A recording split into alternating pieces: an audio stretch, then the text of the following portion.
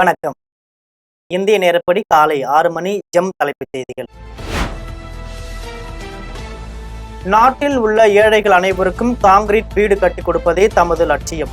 பிரதமர் நரேந்திர மோடி அறிவிப்பு.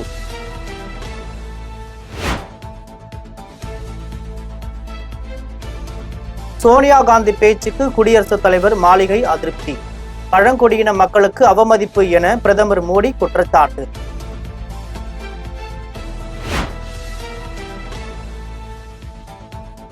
முன்னாள் குடியரசு துணைத் தலைவர் வெங்கையா நாயுடு இல்ல திருமண விழாவில் பங்கேற்க வருகை தந்த அமித்ஷா. பாரத் மாதா கி ஜே என்ற கோஷத்துடன் உற்சாக வரவேற்பளித்த பாஜக தொண்டர்கள்.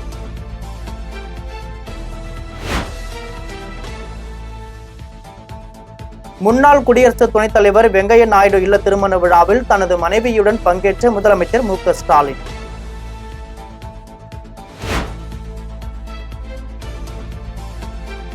மாமல்லபுரத்தில் நடைபெற்ற வெங்கையா நாயுடுவின் பேரன் திருமண வரவேற்பு விழாவில் பங்கேற்ற தலைவர்கள். குடியரசு துணைத் தலைவர் ஜெகதீப் தன்கர், ஆளுநர் RN ரவி, அண்ணாமலை உள்ளிட்டோர் பங்கேற்பு.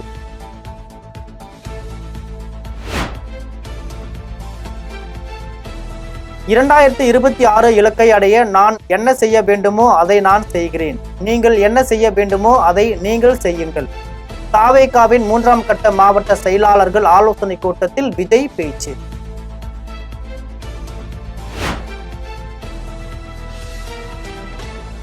தமிழகத்தில் திமுக ஆட்சி முடியும் போது அரசின் கடன் 10 லட்சம் கோடி ரூபாயாக உயர்ந்து இருக்கும்.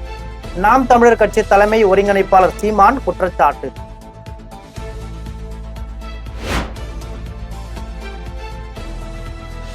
"100 வருஷத்திற்கு அப்புறம் நாங்க இருக்க மாட்டோம்." ராணிப்பேட்டையில் திட்டப் பணிகளுக்கு அடிக்கல் நாட்டு விழாவில் கலகலப்பாக பேசிய அமைச்சர் துரைமுருகன்.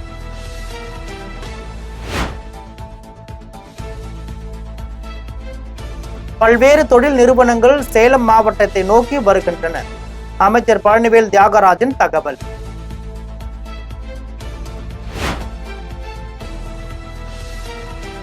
தாவேகாவில் இணைந்த CTR நிர்மல்குமார் ஐடிவின் துணை செயலாளராக நியமனம்.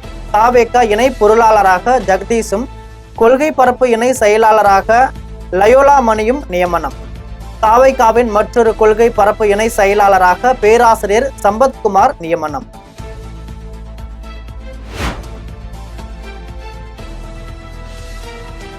கமிஷன் பெற வேண்டும் என்பதற்காகவே தமிழ்நாட்டில் 13 மணல் குவாரிகளை திறக்க திமுக அரசு முயற்சிக்கிறது. அதிமுக சார்பில் போராட்டம் நடத்தப்படும் என முன்னாள் அமைச்சர் ஜெயக்குமார் எச்சரிக்கை.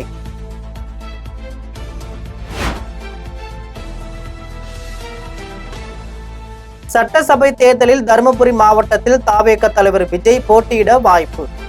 தருமபுரி மேற்கு மாவட்ட தாவேக செயலாளர் சிவன் தகவல்.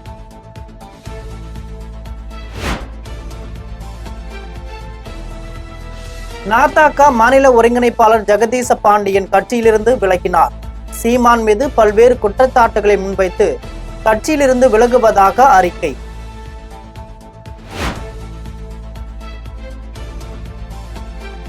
துறவரம் பூண்ட பாலிவுட் நடிகை மம்தா குல்கர்னியை மகா மண்டலேஸ்வரர் பதவியிலிருந்து நீக்குவதாக அறிவிப்பு.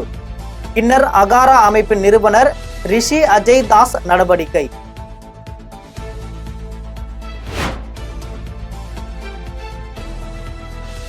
சேலம் மாவட்டம் மேச்சேரி அருகே தனியார் நிறுவன ஊழியர் அதிமுக ஜே பேரவை செயலாளர் இடையே மோதல். விவசாயி பெற்ற கடனை வசூலிப்பது தொடர்பாக மோதல் ஏற்பட்டதாக கூறப்படும் நிலையில் இருதரப்பை சேர்ந்த 8 பேர் மீது வழக்கு பதிவு.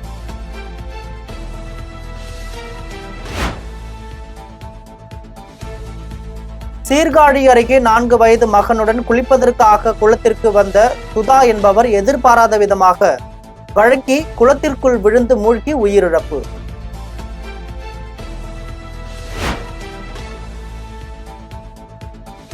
மதுரையில் புகார் அளிக்க வந்த பெண்ணிடம் 1 லட்சம் ரூபாய் லஞ்சம் கேட்டதாக ஜெய்ஹிந்த்புரம் காவல் நிலைய உதவி ஆய்வாளர் சண்முகநாதன் கைது.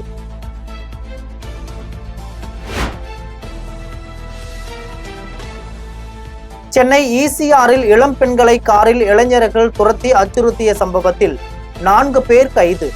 சம்பவத்திற்கும் கட்சிக்கும் எந்த சம்பந்தமும் இல்லை என பள்ளிக்கரணை துணை ஆணையர் விளக்கம்.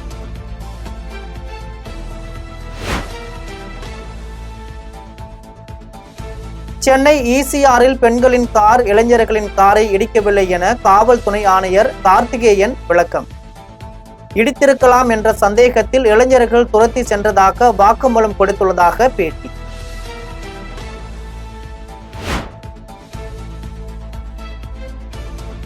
தமிழகத்தில் பொது இடங்களில் வைக்கப்பட்டுள்ள அனைத்து கொடி கம்பங்களையும் அகற்ற ஏப்ரல் 28 வரை கெடு விதித்தது உயர்நீதிமன்ற மதுரை அமர்வு.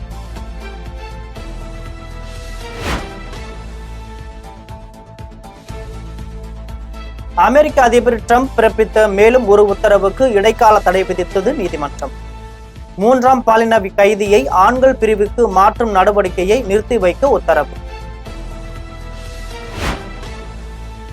விண்வெளியில் தொடர்ந்து 5½ மணி நேரம் நடந்து நாசா விஞ்ஞானிகள் சுனிதா வில்லியம்ஸ், புட்ச் வில்மோர் சாதனை. ரேடியோ ஆண்டனாவை அகற்றும் பணியில் இருவரும் இணைந்து ஈடுபட்டதாக தகவல்.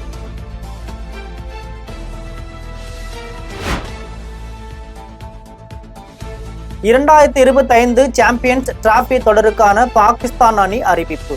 தொடக்க வீரர்களாக ஃபக்கர் ஜமான், பாபர் அசாம் களமிறங்க வாய்ப்பு உள்ளதாக தேர்வுக்குழு உறுப்பினர்கள் தகவல்.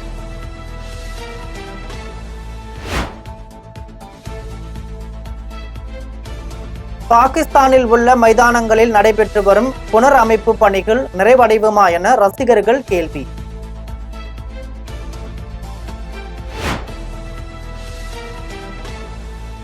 ஆசியாவின் அதிகபட்ச டெஸ்ட் ஸ்கோரை பதிவு செய்து ஆஸ்திரேலிய அணி. 1980 பாகிஸ்தானுக்கு எதிரான டெஸ்டில் 617 ரன்களையும் 1998 அதே பாகிஸ்தான் அணிக்கு எதிரான போட்டியில் 599 ரன்களையும் பதிவு செய்தது.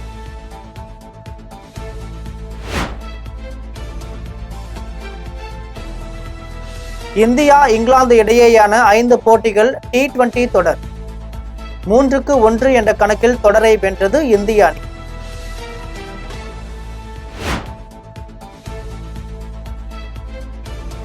சாம்பியன்ஸ் டிராபி தொடருக்கு தொடக்க விழா கிடையாது என பாகிஸ்தான் கிரிக்கெட் வாரியமும் ICCயும் அறிவிப்பு. இந்திய அணி பாகிஸ்தானுக்கு செல்லாததால் தொடக்க விழா ரத்து செய்யப்பட்டதாக தகவல்.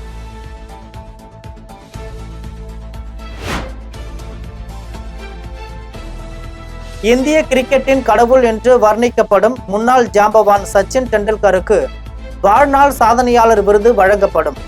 BCCI அறிவிப்பு.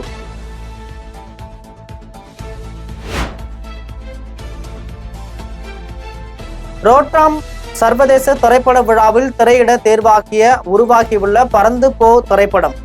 இந்த படத்தில் நடிகர் சிவா, அஞ்சலி உள்ளிட்டோர் நடித்துள்ளனர்.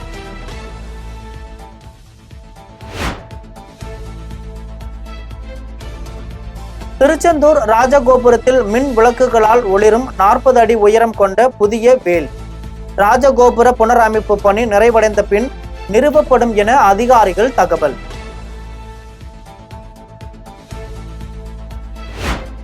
இத்துடன் ஜெம் செய்திகள் நிறைவடைகின்றன. மீண்டும் ஜெம் செய்திகள் காலை 8:30 மணிக்கு.